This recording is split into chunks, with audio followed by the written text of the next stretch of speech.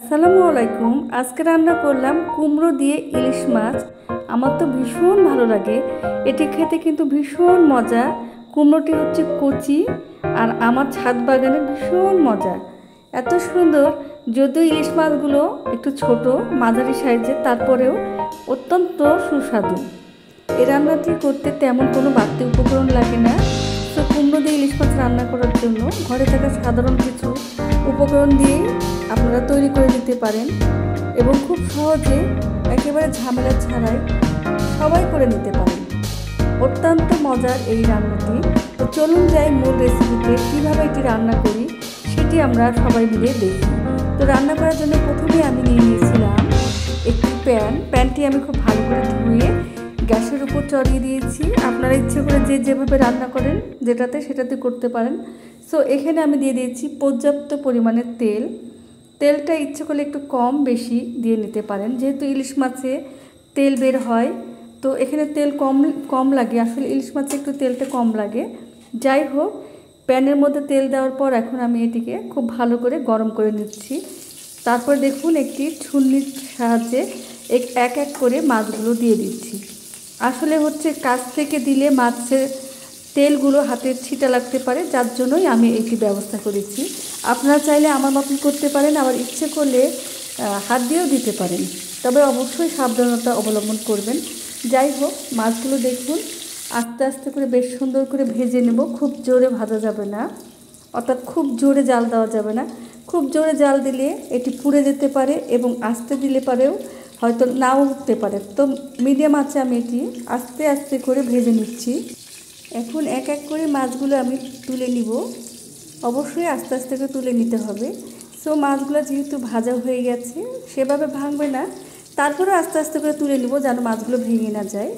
এই যে দেখুন এক এক করে তুলে নিচ্ছি, খুব সুন্দর একটি স্মেল বের হচ্ছে।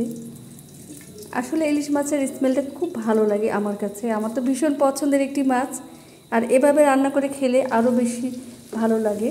তো আমি এখানে ওই তেলের মধ্যেই আমি দিয়ে দিয়েছি এখানে 1 কাপ ভরে ভরে পেঁয়াজ ফালি। পেঁয়াজগুলো একটু বেশ ভালো করে নাড়াচাড়া করে নিব। সো একেবারে ভেজে ফেলতে হবে না, জাস্ট গোল্ডেন ব্রাউনের আগে এটিকে আমি এখন এক এক করে মশলাগুলো অ্যাড করে দিচ্ছি। তো প্রথমে দিয়ে দিয়েছি দেখুন আদা রসুন পেস্ট 1 টেবিল চামচ, খুব বেশি দেওয়া লাগবে না।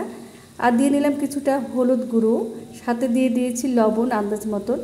আর মরিচ যে যেরকম খেতে পছন্দ করেন, অর্থাৎ ঝালটা যে যেরকম খেতে পছন্দ করেন সেভাবে দিয়ে নেবেন, নিজের নিজের ব্যাপার। আসলে অনেকে ঝাল খেতে পছন্দ করেন বেশি, অনেকেই আবার কম। এখন আস্তে আস্তে করে মশলাগুলো খুব ভালো করে নাড়াচাড়া করে নিব, তা না হলে পুড়ে যেতে পারে। সামান্য একটু পানি দিয়ে মশলাগুলো খুব সুন্দর করে আমি কষিয়ে নিয়েছি। দেখুন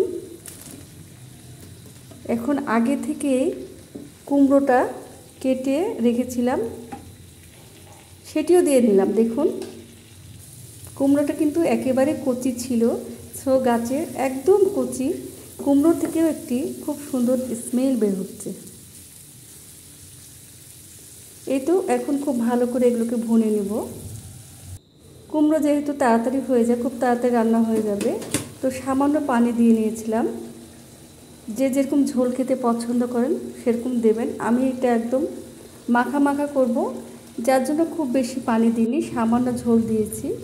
কুমড়োটা খুব ভালো করে ভুনে নেওয়ার পর এখন আগে থেকে ভেজে রাখা মাছগুলো এক এক করে দিয়ে দেব। দেখুন এখনই তরকারিটা অনেক সুন্দর স্মেল বের হচ্ছে, আমার তো মনে হচ্ছে এখনই খেয়ে নিই।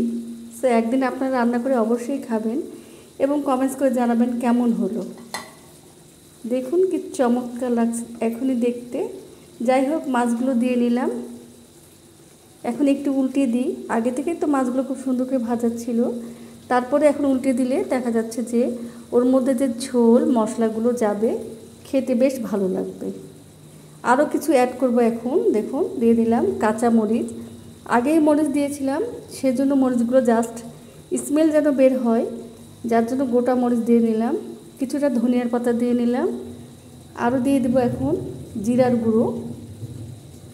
তারপরে একটু নাড়াচাড়া করে নেই। এই তো আস্তে আস্তে করে উপনিচ করে নিব, যেহেতু আমি এটা মাখা মাখা করব, ঝোল করব না, যার জন্য ঝোলটা দিইনি। আপনারা চাইলে দিতে পারেন, কোনো সমস্যা নেই। অনেকে ঝোল খেতে পছন্দ করে।